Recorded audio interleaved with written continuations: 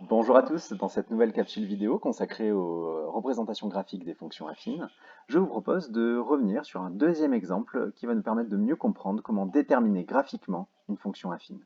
Alors déterminer une fonction affine, ça veut dire trouver les nombres a et b de la fonction, c'est-à-dire sous la forme f de x égale à x plus b. Il faut trouver a et b. C'est ça que ça veut dire déterminer une fonction affine. Déterminer graphiquement, ça veut dire qu'on ne va faire aucun calcul et on va se baser uniquement sur la représentation graphique de la fonction. Première chose, on va trouver le nombre b en premier, car c'est le plus facile. Comme dans la vidéo précédente, pour trouver le nombre b, il faut chercher l'ordonnée à l'origine.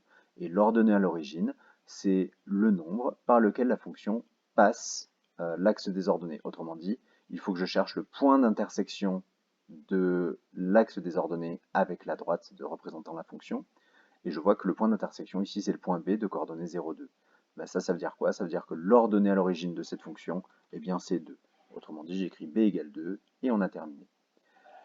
Pour trouver le coefficient directeur maintenant, donc je vous rappelle, le coefficient directeur, c'est le nombre qui correspond à l'écart des ordonnées lorsque j'avance de 1 sur l'axe des abscisses. Autrement dit, c'est cette distance-là, le coefficient directeur, que je suis en train de vous montrer. Sauf que je vois qu'ici, ce coefficient directeur, ben, il est plus petit que E1 et il n'est pas facile à lire ici. Pour en avoir une valeur exacte, je vais donc chercher le premier point qui a des coordonnées entières sur la, sur la représentation graphique après b. Et je vois que ce premier point, bah, c'est ce point-là, c'est le point C de coordonnées 5, 1. Je vais maintenant tracer le petit escalier exactement comme dans l'exercice précédent.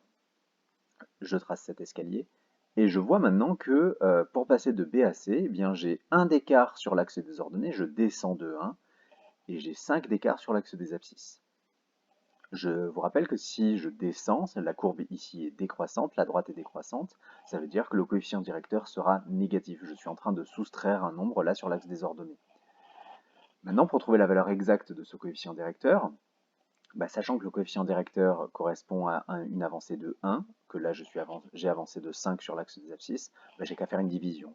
Je vais faire l'écart des ordonnées divisé par l'écart des abscisses. Autrement dit, mon coefficient A, il est négatif, je vous le rappelle, donc c'est moins la différence entre les abscisses, donc ici les ordonnées, pardon, donc c'est 1, que je divise par la différence sur les abscisses, c'est-à-dire 5.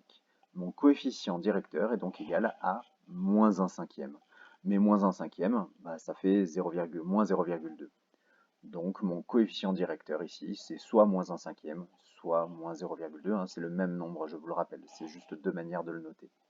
Bon ben voilà, on a déterminé la fonction affine f. Je peux dire écrire que f de x égale à moins 0,2 ou moins 1 cinquième. Moi je préfère moins 1 cinquième, donc je vais écrire moins 1 cinquième de x